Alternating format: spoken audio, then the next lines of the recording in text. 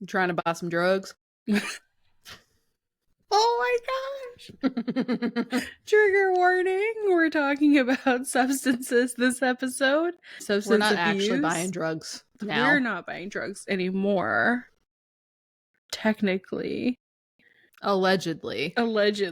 Yeah, for legal purposes, but trigger warning, drugs and paraphernalia and substances will be mentioned, and alcohol use. So skip this episode if you need to. Love you. Hate it, but don't listen to it. Yeah, but like, I mean, it's gonna be a good episode. One, because Yeah. I feel like we're both partaking in substances. So Right now? what are you drinking? Tea?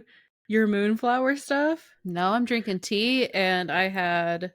This is nootropic. This is a mocktail. Oh, I thought that was the moonflower stuff. No. I thought about getting one of those, but I decided not to. Okay. It's just, I wasn't feeling lemonade, you know? That makes sense. Are you partaking in substances? I have wine. Yeah. Oh, okay. Yeah. Okay. My like, sobriety, was there a huge fucking development? My sobriety is... Hayley, it's so close. Barely hanging on there. Well, Barely. I'm glad that I gave you the caution that I did the last time we talked about it before everything went to shit. Yeah. I hope it's stuck with you a little bit. Yeah. I mean, okay. So we're going to get the nitty gritty of the episode. Yeah. We're going to talk about substances. I'm going to share my substance sobriety / abuse story. Because I'll be 4 years sober, maybe in July. Hayley's so serious, and I'm like, yeah. You know why it's so serious to me. I know why it's so serious to you. But this was Hayley's episode idea, so I'm going to let her go first. You go. What was your vision for this episode? That cable sound that's just like... No, I have been seeing a lot of TikToks lately talking about why people decided to quit drinking and the pros and cons of it, and having products like nootropic mocktails and other alcohol alternatives. Like, I've just noticed that like the attitude towards drinking and other substance use has definitely changed a lot since, you know, we were teens and in our early 20s. And I feel like it's really interesting, and I just kind of wanted to talk about it. Yeah, let's talk about it. As I sip my wine, let's talk about quit drinking.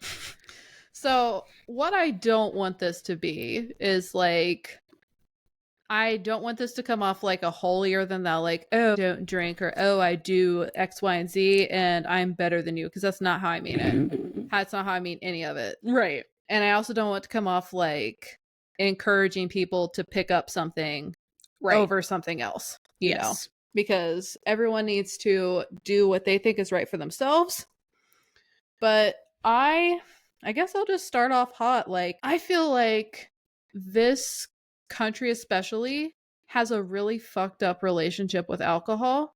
And after watching so many Bravo TV shows, like I was just talking about, there is so much like functional alcoholism, or even like actual alcoholism, that's just kind of like poo-pooed away. Yeah. Or it's just like been normalized. Alcoholism is and I feel like it is really, really sad. Yeah. And also bad for your health too. But for sure. Like, I was the TikTok that made me think of this idea that I watched this morning was talking about like, it was this guy who had decided to quit drinking, and it was like, it wasn't like he was an alcoholic or anything. Like, he was a social drinker, you know, would party every weekend. Talked about the pros and cons of drinking and how long the cons list is compared to the pros of like loosening up a little bit, taking the edge off, having more fun in social situations. And he's like, yeah, all those things are great. And then you wake up the next morning and you feel like absolute shit. Yes. Every weekend. For sure. Like absolute dog shit. Yes. And I mean, and then you become dependent on that substance to loosen up, to have fun, to, one of the big thing that I have with a lot of my clients is like, they can't experience pleasure without having alcohol, or a substance to help them loosen up in order to like be willing to meet their needs. It's kind of like the Bob's Burgers episode that's going viral right now where like he went out and with like, you know, Bob did? yeah, Bob went out. I don't know that Oh, episode. okay. So Bob was like a taxi driver at nighttime and he went out with sex workers and basically partook in some illegal substances and also drank. And Mhm. so he comes home to Linda and he's like, take your clothes off. You know what I mean? And everyone's like, that's so funny. That's me after a couple drinks. Mhm. And like, it is haha funny, but not like haha funny. It's like haha, but not haha funny because Yeah. so many couples don't know how to express their needs for intimacy or be truly intimate without a substance, without alcohol. I didn't realize that it was that big of an issue. It's a thing. It's a thing where it's like people like me that used to be a hardcore partier, a hardcore Mm. drug user, like I have found that when I got into a stable relationship, I was like, this is kind of boring. And it's like, because girl, you're not high as a kite. You're not, Yeah. the toxicity aspect of isn't here. So your brain's like, was this fun? It's like, yes, this is fun. Boring is fun. I need you to learn this right Mhm. now before you screw this up. Yeah. You know what I mean? Yeah. Yeah, it's a big Totally. thing. I guess I never like I I knew about like, you know, coming from toxic relationships and thinking that a normal healthy relationship was boring. I never considered it from a substance perspective Mm-hmm. because I I've never been a regular drinker. I went to college at a party school, so binge drinker, Yeah. yes. But like the type of drinker that would have like a beer every night, no. I have had so many six packs skunk in my fridge because I just haven't drank them. Yeah, same. Yeah. And I bought that whole 12 pack of White Claw when I came to see you and didn't drink a single fucking one. Not one. Yeah. Like, it's like whenever pre COVID, and especially when I was in college, when I was going out, I would drink a lot. And I would drink, you know, several drinks a night, like classic binge drinking. But in between those times, I didn't drink at all. Yeah. And I've personally never felt like I needed to have a drink to have fun. And it's hard for me to put myself in that headspace where I feel that way, I guess. Or like try to imagine what that feels like. It's hard for me to understand. Yeah. That's how I am. I'm very much a good time girl in a way of like if everyone's drinking and like that's the vibe, Mm. like I also will drink, but my problem was like I will black out. Like I rest bless her heart. I almost said rest her soul. She's still alive. One of my friends, she sent me to the hospital twice. Twice because I drank so much trying to keep up with her because I want to keep up with my friends. I'm a social drinker. I'm sorry. I Oh. used to be. I'm not anymore. This was pre-COVID. I would like try to just party with her and Mm-hmm. I don't know how she's built different. Like she could just go all night drinking and it was like I literally ended up in the hospital twice because of it, like trying to keep God. up. And I try to keep up, like I used to try to keep up and if everyone's drinking, I'd feel like I had to drink Mm-hmm. or you know what I mean? And it took me till I was like in my 30s to be like, hey, like just because everyone else is partaking, you don't have to partake, you know what I mean?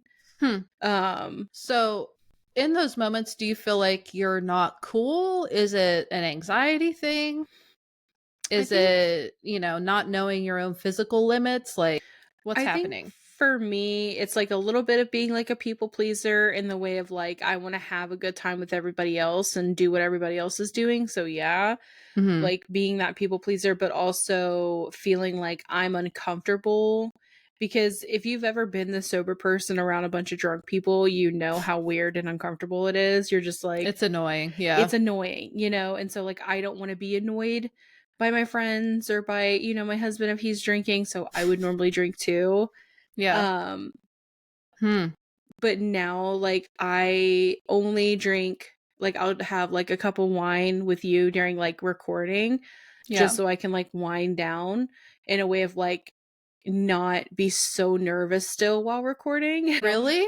Yeah, just because like I want to slow down in a way and like really think about my thoughts, and Mm, I don't have any medication right now in a way of like mm, that does slow me down. So Interesting. Okay. I'll have like, like a person would come home and have a glass of wine to like, Yeah. the excuse of like, I'm just winding down from the day. I don't do it every day Yeah. because my blood sugar, I can't do that because of PCOS. But Right.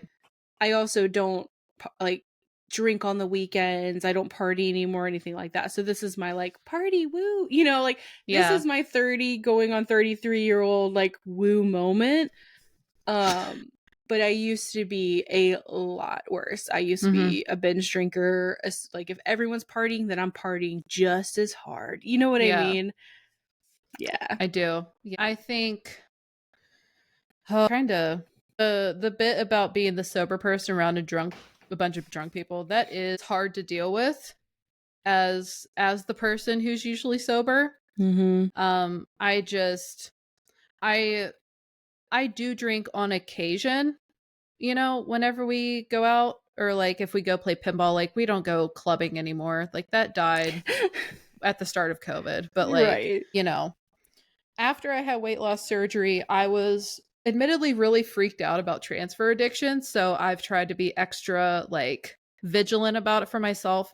Though I never had any drinking problem per se prior to having weight loss surgery, but I know how much that shit can sneak up on you. So I Mm-hmm. really try to stay present with what I'm doing. But I will just like, if I have a drink, it's cool. But if not, like that's also fine. Like Yeah. it, I never really feel like I'm missing out. And it's not like I don't like feeling drunk anymore. It's just like how quickly it comes on, how quickly it goes away. Mm-hmm. Like there's all those other effects now that hit differently or faster. And I hate being sweaty as well because I'm Yeah. a hot and sweaty fucking drinker. Always have been. But yeah, I'm just a big dude Like, basically. I love it. God, I remember this one time in college we made apple pie. I had a recipe for apple pie moonshine, but I used Everclear instead. And my Oh, face was like a giant fucking tomato, and I was fucking sweating through my cute little sundress. Like, no. It's a so no for fucking me. hot, let me tell Yeah. you that. No, and I like to joke like in my old age, like if anything, I'm bougier with alcohol. Mm-hmm. Like the wine I drink is even like more like I want to make sure it's like a good wine. Does that make sense? Like Yeah. I in my was like that in 20s, college too, except for that. yeah, Everyone would buy like Burnett's and I would buy Absolute because I hated the taste of bottom shelf liquor. And it God, always made me so sick when I would it drink makes you it. sick. Yeah. Yeah. As an addict myself, like I have to be very careful, Mm-hmm. with my alcohol consumption anyways, just because like it can happen very quickly for Mm-hmm. me to like have a wine a glass every single night. You know what I mean? Like, and Yeah. I just can't do that health wise to myself. Luckily, because I do care about myself that much that I'm like, hey, I really don't want to be diabetic because of my PCOS. Like, I really Right. don't want to go down that road. Yeah. Um, and I also just don't like it took a while because I feel like a lot of people drink together, like a lot of couples drink together. You see it Mm-hmm. in movies and all that stuff, like partners, like they'll go out and they'll like drink, and then the scene is like them coming home and having like really hot sex. But like Yeah. I will not sleep with someone that has been drinking and if I'm sober. Like Yeah.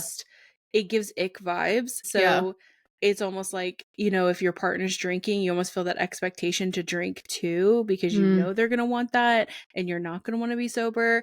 So it's like two drunk people's fine, but it's like going in being like, dude, like we're not having sex. Like just so Yeah. you know, like you can get drunk, that's fine, but like if you get handsy, like you're not going to get what you want. So Yeah. I just want you to know, like, if you're drinking to have a fun time. You know what I mean? Not on your Right. own. You're having a party alone on your own because I'm not doing it. Yeah. Because I just don't Huh. health wise now, Yeah. Yeah. I think it's interesting that you bring that up. I think as Jax and I have gotten older, like obviously that happened quite a bit whenever we were young, the whole getting drunk together and then, Yeah. but as he's gotten older, I think we've both kind of lost our taste for that because like I found like when I'm drinking, I get put off really easily. Like, I get nauseous Oh, really really? easily. Yeah, it's like if I'm jostled too much, like Mhm. woohooing would do. But Yeah. it's like also a sip of something that I don't just doesn't hit right, or something just doesn't settle right, and I'm like, if I have any more, I'm done. I Yeah. will vomit. That's it. Yeah. And I have a pretty strict no vomit policy for drinking. Really? God, I wish I Yeah, had that. I can't do it. Does I have it because Jax did once, and I had to peel his puke spattered jeans off of him, and I was like, like, I'm Yeah. never doing this again. Brian's been But there. Brian's been there. yeah, yeah. I've always, it's just, I don't know. I guess we can get into that part of it in a second, but it's like, I do want to say that I am aware of like the addiction aspect of it, watching him, Mhm. being mindful of that, because I feel like, correct me if I'm wrong, but it seems like people who do have issues with addiction, it's not just with one specific thing. Like, you will find Oh, absolutely. that dopamine hit or whatever it Yeah. is in anything. 1,000%. So it's like I have issues with spending for sure, and Mhm. cow. I have emotional, or like it'll be food related as well. Yeah. Binge eating and Mhm. disordered food habits and stuff. It's just never translated into the mind altering substances, which Right. I don't really understand why, but cow making biscuits. But Making biscuits. what I wanted to, or what I said I wasn't going to get into yet, how was it whenever you grew up? What was the alcohol situation like in your house? Did your parents drink? Not Okay. really. Okay. They didn't really drink. So it was they didn't really do anything except for smoke cigarettes, to be honest. Okay. That was their drug of choice, I feel like, and what's actually killing them, both of them. Yeah. Um just a little PSA for everybody out there that thinks like, nicotine's not a killer. It is. Both my parents are currently dying from it. I think because my dad died because of substance abuse, his addiction killed him. Mm. Um, my mom was very much like, we're done with that. Mm. You know what I mean? We're done with Yeah. drugs. We're done with alcohol. We're done with that. But that addiction was always in me and my sister. I feel like Right. addiction cannot, like, it's genetic. Yeah. Um, I would and agree with that. so it just, when we got into it, like I got into it in high school, I went from 0 to 100, Mm-hmm. and it was anything and everything. And even until my late 20s, I would get just like insanely drunk, like, Mm-hmm. or drugged up, to the point where I'm harming myself, I'm harming those around me. And it's like, so I can't, it's like, we were just talking about Vanderpump Rules, and I think it was like Stassi or whatever was like talking about like with her ex or something who was an addict. I don't know if I've never seen the series. I'm going off of TikToks, everybody, who was like, no, who's I don't know her name. She like had an ex who was an addict, and she was like, why can't you just like drink and just get buzzed? Like, Sheena. Sheena, okay, that's Yeah, what I meant. Shay. Sheena, Shay is Shay. the one who had an active Oh, addiction okay, and while he Sheena's was on the show. Yeah. and she's just have like one. It's like, Yeah. that's not That the way made me addiction, so mad to it's watch. not the way it works. Like, and Yeah. that's for me too. Like, wine is not my choice of, addiction. So I can have a cup while, you and I are filming, Yeah. but I could not hit a dab, or you're gonna have to edit the hell out of this video. I couldn't, Okay. like, I can't smoke the devil's lettuce just Yeah. one time. Like, Right. if I go back, I'm going back to how I was. Yeah. Full And tilt. that's what's keeping me from going back, Mm-hmm. because of that. I know it's going to be back to the floor, Yeah. hitting the gas. You know what I mean? Yeah. I think that that's a really good point, and I think it's great that you are keeping that in mind, because I feel like it is incredibly easy to like bargain with yourself and be Oh, like, yeah. "No, it's not that bad." Like that voice is like, "You got it this time. Yeah. Like, you've learned so much. Like, come on, it'll be No. fine." And it's just like reeling you in a little bit, or a Yeah. lot of bit, but No. yeah, it's that scene made me so fucking upset, Yeah. because I was just like, and I watched this for the listeners. I watched the entire show, all 11 seasons, just like within the past few months. And this was like an early season, but I was Yeah. like, it's not like that. Like, it's upset at my fucking TV because it's just like, and it's not from lack of trying. No, it's not like anyone wants to be an addict. It's just the way some people are. It is. And I think it's, people, it's hard to raw dog life, guys. Like, everyone Especially has now. something. Yes. Yeah. Everyone has something that they're looking for to alleviate a little bit of what life's putting on our shoulders. It's not like we walk outside right now and things are just like going so well. Right. The world is so in a good place right now. Like, people are dying, Kim. You know what I mean? Like, that's happening. And then people are losing their houses. They can't afford rent. They can't afford food. Like, it's hard. So buying a $2 beer makes you feel a little better. And it's like, it's so easy for that $2 beer to turn into a $5 bottle. And that $5 bottle to turn into freaking like going down the pipeline. Just trying to function in life right now. And literally, there are people like Hayley that are like, you know what, actually, like, I'm just gonna I just don't have the urge to try that substance. And there's people like me that's like, I want to try that substance and I want to turn it up a little bit, you know? Yeah. Just a little bit. Why don't we go harder?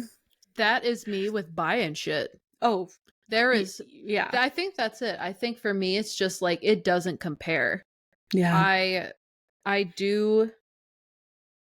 Milo, what are you doing? Anyway, I do smoke the devil's lettuce. I have a medical card, and so before anyone tries anything, I am legally covered. So, but anyway, right, literally, like, I smoke every evening, and I think there were, because of reasons, that was kind of a big adjustment in my marriage.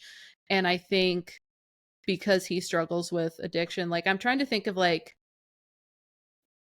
could you hear my throat? Yes. Stop. Could you hear my throat? That's so funny. I'm so sorry, everybody. I'm so continuing. Mine does that sometimes too.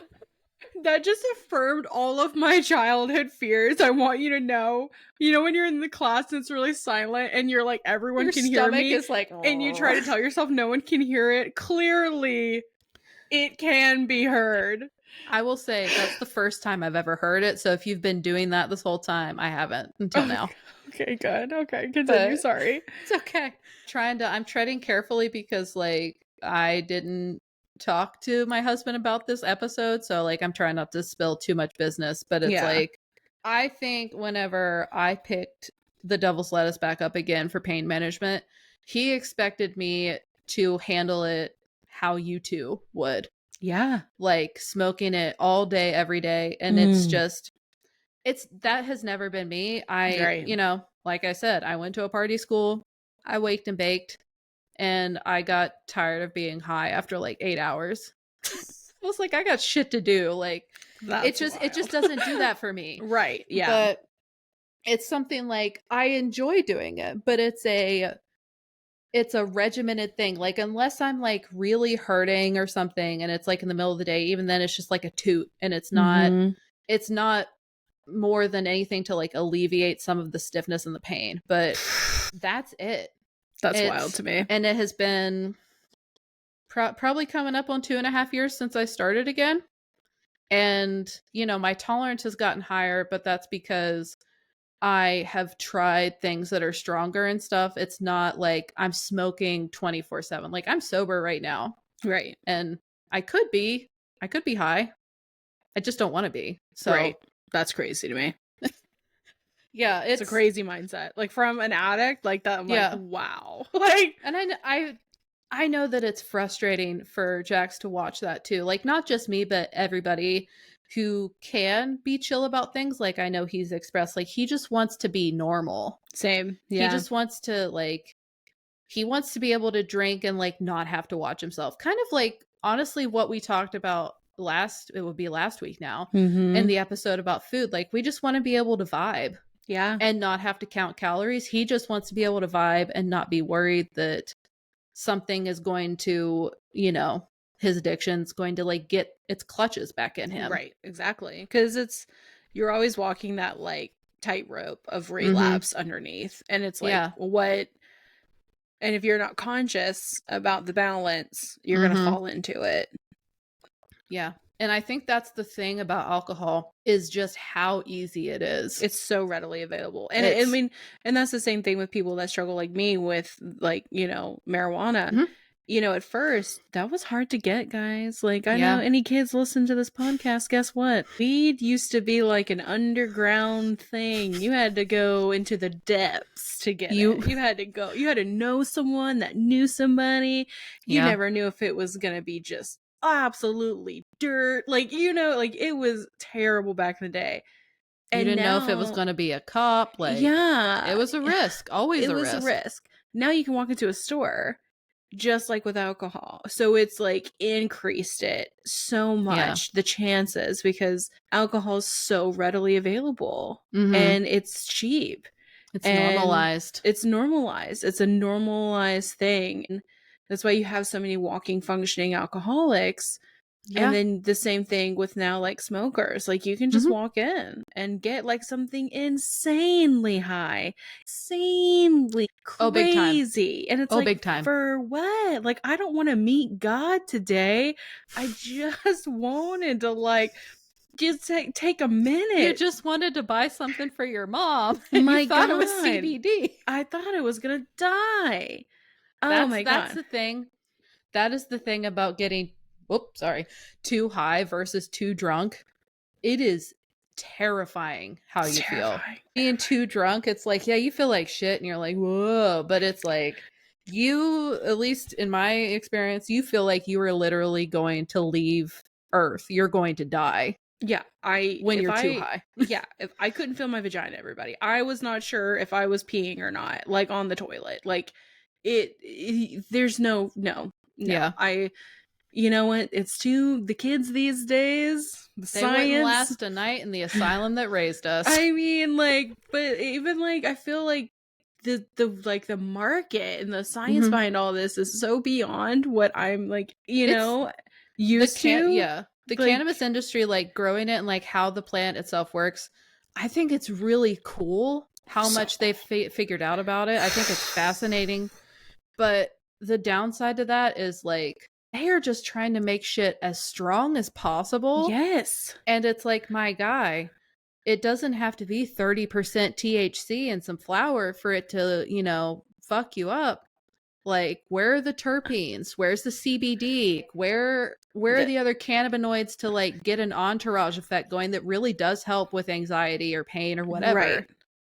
Like, Yes, sorry, I bless. just like total fucking nerd there for a second, No, that's what but happened when I went into that store for my mom. Like, he was so sweet because I was Mhm. like, give me the strongest thing you have for a chemo patient. Yeah, And he was trying to hit me with fucking terpines and can't, yeah, and I'm just like, as an it's ex fascinating. There's stoner, terpenes in regular plants too. Yeah, I was sorry. like, Oh, like, my friend, I've mentioned Trish on the pod. She's been true to it since, yeah, we ride for high Trish. school. Yeah. Yeah. But whenever I got my card and I was like deep in like hyper focus, like wanting to learn everything I fucking could about everything, she was just like, I have never heard of any of this stuff. Like, No. what is a terpene? What are you talking about? Yeah. No. I mean, that's how I knew things were already beyond when Hmm. dabs started happening, and I got sober right around that time, That's just almost crazy. almost 4 years ago. And that's actually, I tried to get sober a year before I actually did, and I had Hmm. gone like 4 months in, and I went and visited a family member, and they were Mm. like, "Hey, have you ever like done a dab?" And I'm like, "No, like I'm sober, I'm riding the sober train." Relapse is inevitable. I Hmm. just feel like you have to be like true to yourself about that. And so like I was like, well, like I had just quit my job after this big fucking drama happened, and I Hmm. was like, you know what? Fuck it. I deserve a treat. And there went my sobriety right in that moment. It only And takes one. it happens, and I feel like people don't realize how quickly it happens. Hmm. Like that's what could happen to me in Costa Rica. Oh, the tightrope. I was so close Yeah. because I was with a bunch of people, and that people pleaser in me, the Wanting to social, be cool, yeah, and it's wanting like to chill, like wanting to the chill, crowd effect. the Yeah. crowd effect, yeah, that mosh mentality, whatever. Like I Hmm. was like, and it took me a second. I was like, yeah, actually, you know what? Like, I'm actually not going to do this. Yeah. Even though this would be the perfect place, perfect Hmm. setting to relapse. Oh, Yeah. Couldn't ask for a better setting. Foreign country, nobody would know. Like it was all set up. It was beautiful. It was a party. Would have had a Yeah. great. But I was like, you know what? No. And like I say sober for 4 years. I'm only talking about sober from weed, you guys, like for marijuana. I And absolutely other drugs, yeah. microdose when I want to. Well, yeah, hard drugs. Yeah. I microdose when I feel as though I need to, Mhm. and I do drink wine, and a marg every now and Yeah. then. But I used to be hard drugs, everybody. I used to be smoking when I woke up, before I left my house, after I came home, before I could leave, go to bed, or eat anything, Mhm. like constantly smoking, not living Yeah. my life. And that's why I decided to stop. And I feel like that's how it is with a lot of substances, is you integrate it into your day to day, Yeah. and it just becomes so normal. Right. And I then you, completely agree with that. Yeah. I feel like there's that emotional aspect of it. Like, I feel like, granted, I can't speak for all people with addiction issues. You know, I'm just going off of what I've been told by the people I know that have those issues.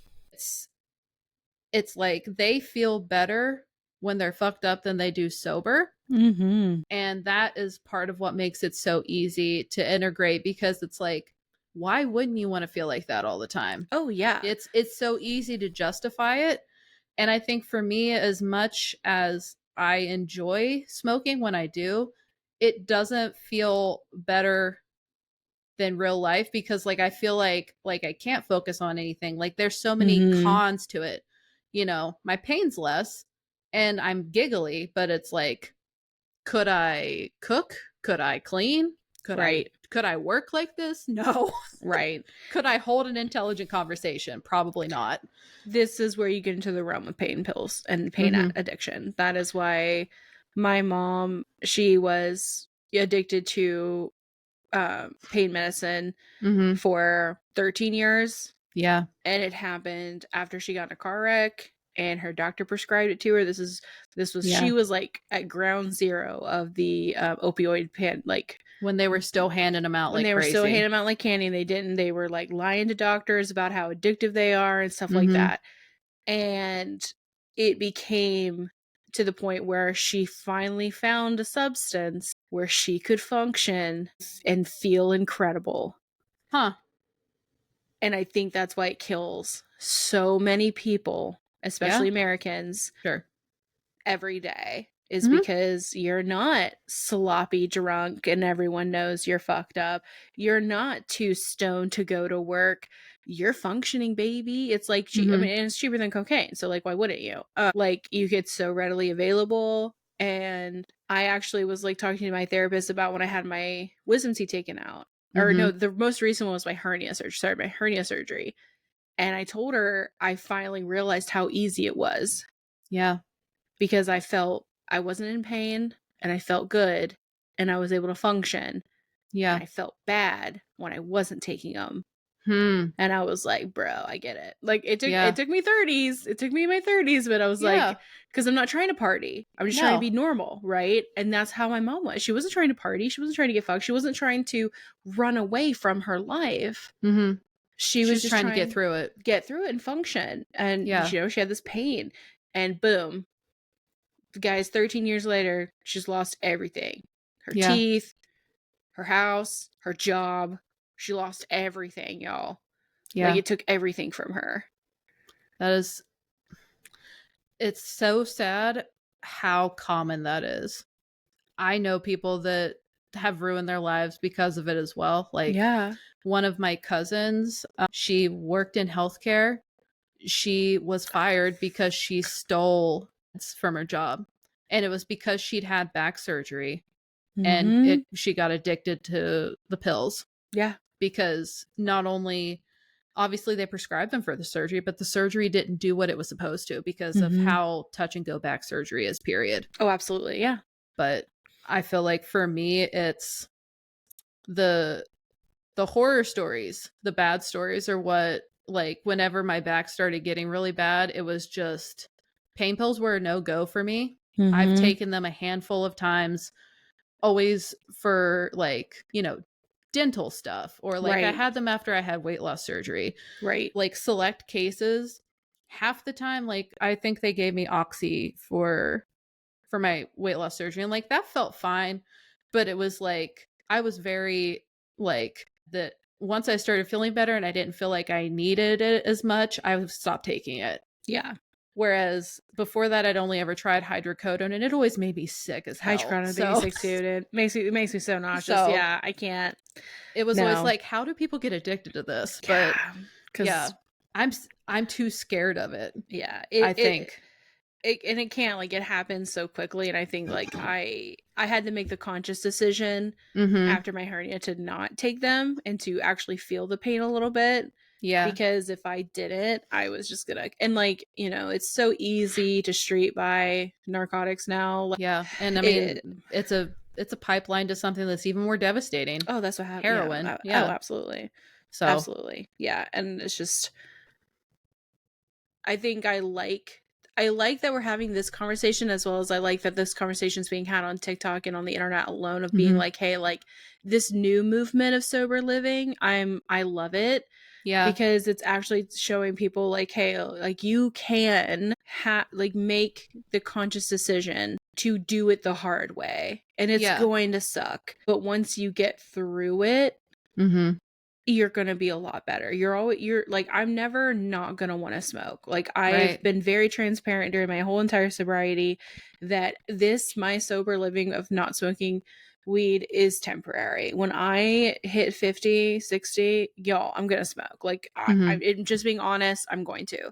But I had to stop because I didn't know what feelings felt like. I didn't know what about my life I liked or didn't like, because I was Mm-hmm. numbing myself to it.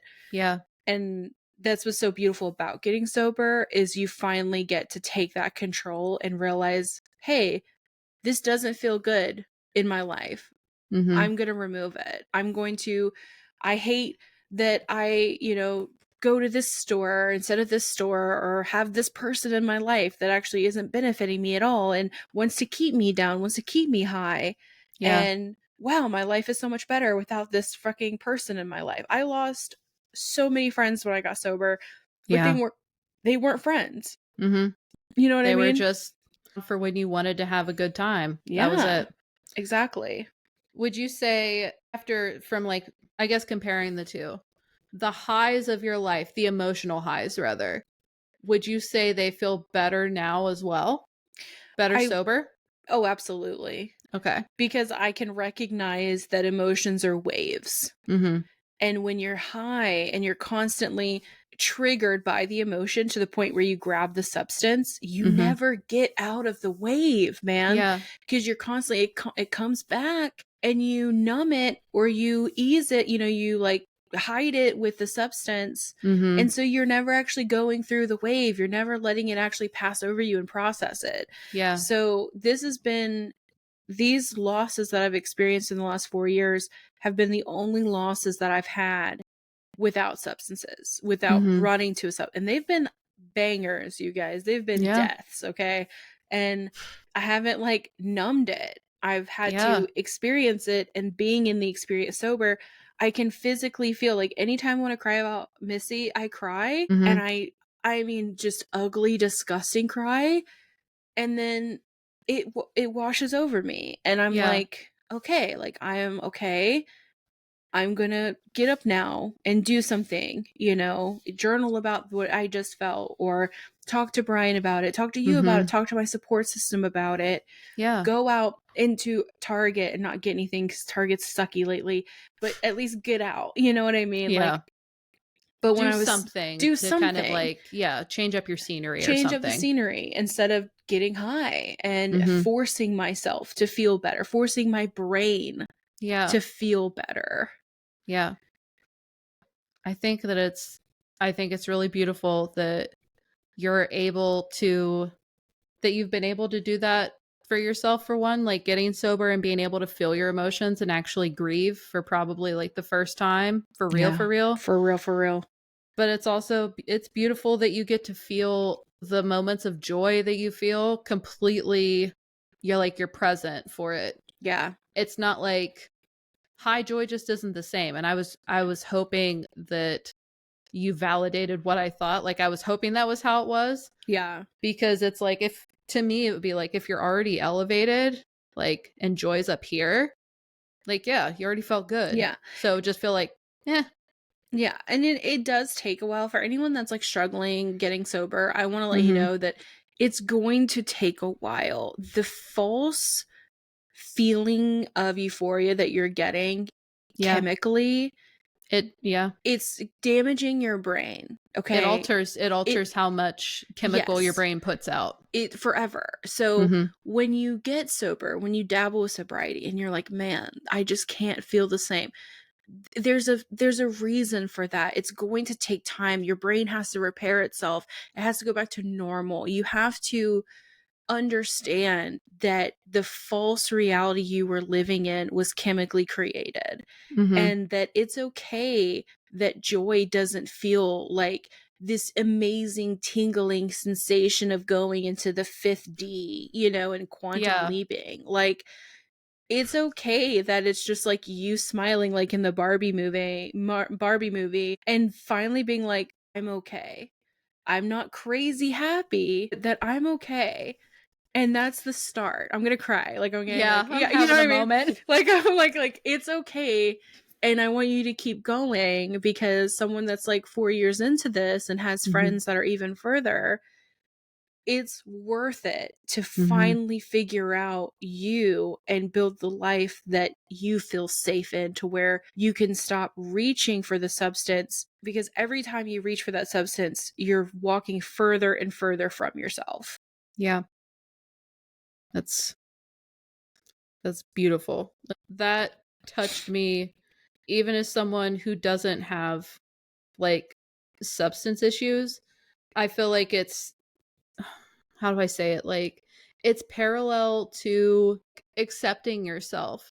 Like Yes. when you said that moment where you like smile to yourself and you're like, I'm finally okay. Suddenly I was back at the Paramore concert Oh god. having that realization. Right. Well, and it's like the little things too. Like, you Yeah. you talk about shopping, and we've shared like financial stuff. Like, every time you pay off your credit card, Mm-hmm. Every you're time I get a little closer. Mm-hmm. you're like getting closer to stopping the self-harm that Yeah. you have chosen. Yeah. Right? You're But choosing that's what it is. you. Yeah. Oh, that's what it is. Like, Mm-hmm. as someone that struggles with as well, my therapist like nipped that in the bud, and she was like, "You're harming yourself," and I'm like, "All Yeah. right, well, fuck." But like, you're finally like, those are moments of love. Those are moments of acceptance. Those moments of putting yourself first. And Yeah. we're so conditioned not to do that. So when you actually take those reins, and Mm-hmm. every day that I don't get up and, go into a CBD store, I am choosing myself, Yeah. because it would be so easy to do that in my grief and what's going on lately. But I don't want to lose what I have worked so hard building Yeah. It's a conscious choice for you every day. every day. Yeah. On a lighter aspect of the sober, I guess the sober trend or whatever, however you phrased it earlier, I think it's like, cuz I know people that are out there that they don't partake in anything not because of addiction, like just that's just not their thing. Mm-hmm. There are people that just don't drink or don't smoke, have never smoked anything. Right. And I love that they're making mocktails and stuff that people Yes. can have. They're not the person at the party like not knowing what to do with their hands. Like they have a yummy little drink. They can bring a six pack with them. Like they can feel like they fit in. I Yeah. feel like this is it's an inclusivity thing. Yes, I agree. I love it. And even like major alcohol brands are coming out Mm-hmm. with non-alcoholic, Yeah. beverages. I've And seen so many non-alcoholic beers. I've yeah, never seen this many before. never. And I love it. I love the alternatives. Like, I, as someone that, when I struggle with that like hand to mouth, and I'm like, I have to have something, like, Mm-hmm. I go the herbal route. Yeah. I roll up some lavender and blue lotus and rose petals, and get my little girly self, herbal Yeah. self on. And it helps me. It's my mocktail Yeah. when I'm super stressed out. And having that available Mm-hmm. is so beneficial. It really is. It Like you is. said at the beginning, everybody has something. Like, it's unrealistic to think that you can get through life with zero vices at all. Right. And I think it's about understanding as well and being like not as hard on yourself that it's when it gets hard, because like you have to Mm-hmm. understand there's an emotional level, there's a physiological level, however you say it, like a physical level, there's Yeah. a mental level. Like this is very layered of a journey. Yeah. And when you are an addict or just someone that is like a people pleaser and like you get into the party mode, it's going to affect you. You're going to have to change things on different levels of your Mm-hmm. life, and just be willing to do that and know that it's like it's going to take time, it's going to take steps. Like you can't Yeah. just, people that say like they can just go cold turkey, Mm-hmm. that's where I feel like the transfer can come in so easily, you know. Yeah. My dad quit cigarettes cold turkey. I don't know how he did it, but He he picked up failed. hate. Just kidding. She's not wrong, folks, but goddamn. Just kidding. Sorry, I had to say. No, it's okay. That's hilarious.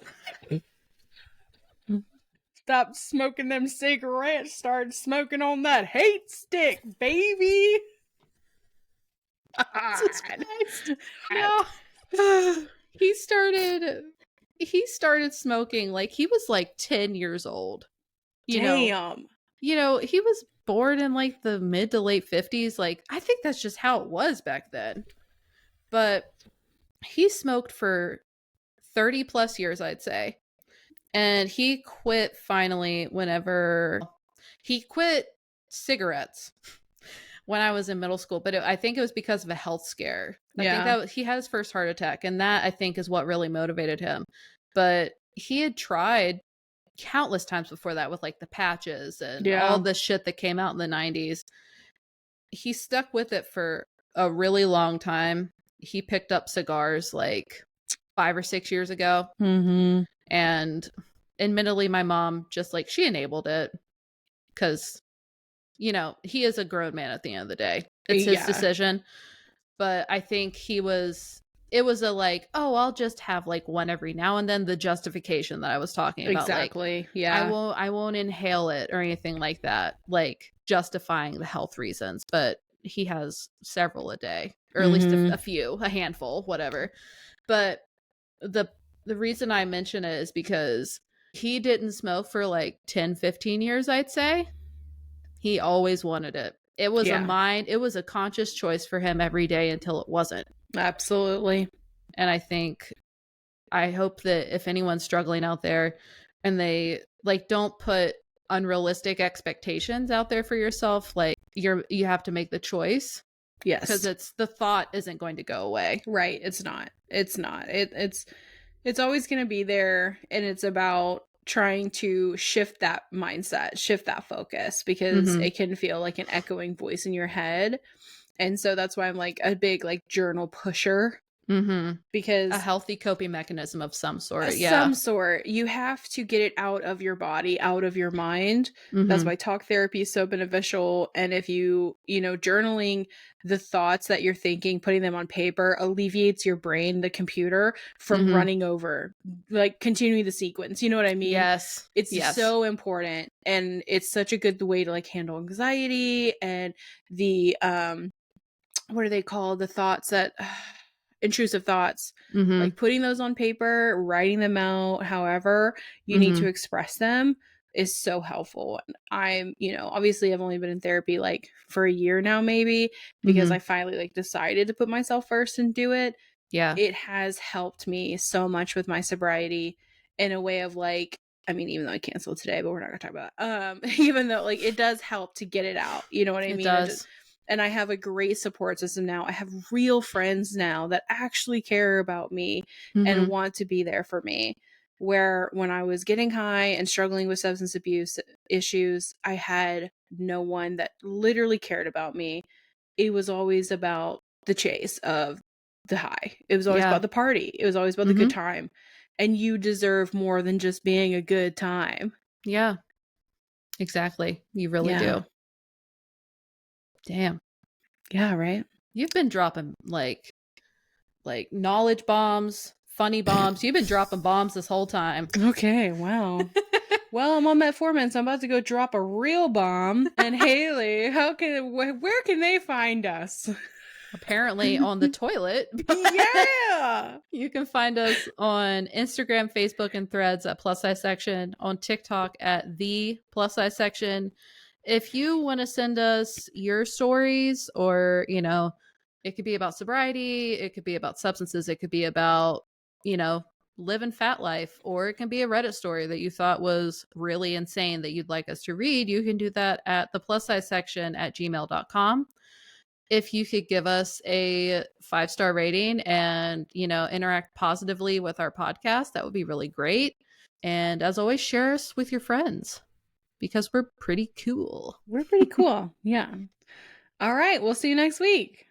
Bye, y'all. Bye.